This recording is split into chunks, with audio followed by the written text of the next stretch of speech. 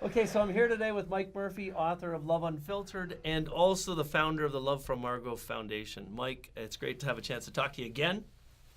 Let's talk about the foundation. I understand why it started. It'd be good for you to talk a little bit with the audience and viewers about why you launched the Love from Margot Foundation and the tie-in with your book.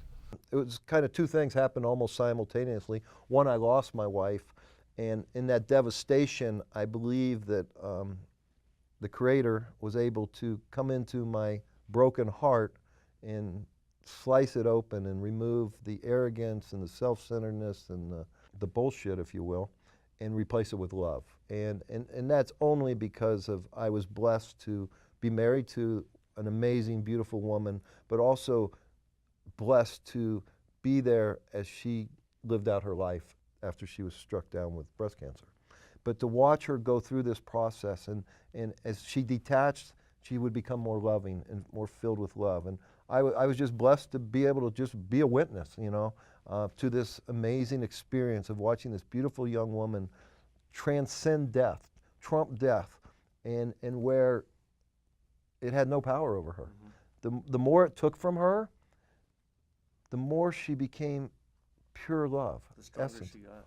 It was an amazing thing. And then losing her devastated me. And in that moment, I think my destiny changed. But shortly right after she passed, I met another woman who ironically was the same age as Margot when she died at 38. And this woman's name was Amanda. And Amanda was an amazing, beautiful woman as well. She had 3 children. She wasn't married. So she didn't have a husband to go in and help fight these doctors and, be an advocate. She didn't have great insurance, and she didn't have resources and extra money. And she was a minority. And when I started hanging out with Amanda, I go and I watch how she was treated versus how we were treated. And amazingly, it was so, it was just really in your face. And I couldn't say much because I really didn't have really a right to even be there. But after being with her for 2 months and going through surgeries with her, procedures, doctor's visits, and witnessing this, the thing that blew my mind is when I took her back to our personal oncologist, who I thought the world of, and he said, Amanda, the best protocol to extend your life is these 3 chemotherapies simultaneously, but unfortunately, I can only give you one because that's all your insurance company will pay for. And I was just blown away by that. I was taken back, and I just instinctively reached in my pocket and said, here's her credit card, here's a credit card, you just give her whatever she needs. And not knowing that that would be the seed of the Love for Margot Foundation. Since then, I've literally, and unfortunately we lost Amanda about 1.5 years after that. And going through her death, oh my God, I mean, I was able to actually really be there consciously for her where I couldn't be with Margot. There was too much pain involved and too much, fear. But with Amanda, I could be there. And after she left, I was flooded with amazing love from the other side and amazing knowledge too. Everything I could never figure out before became crystal clear to me. I mean, having sit by her deathbed was probably the most defining moment of my life, because what was given to me afterwards. It was such a huge blessing for my life. And that's what really fuels the foundation today, was not only meeting Amanda, and she was the catalyst or the initial seed, but her passing, I think, took everything in a whole more powerful. And I don't think this book would ever have happened without that experience. So let's talk about the book. Love Unfiltered is not a love story in itself. There's touches of it. There's certainly a lot of exposure by you about the guy you were versus the guy you've become. Right. And it really is a breakthrough book that can help people with lots of different parts of their lives. It is an amazingly well-written book. It's one of the few books that you can pick up and not want to put down.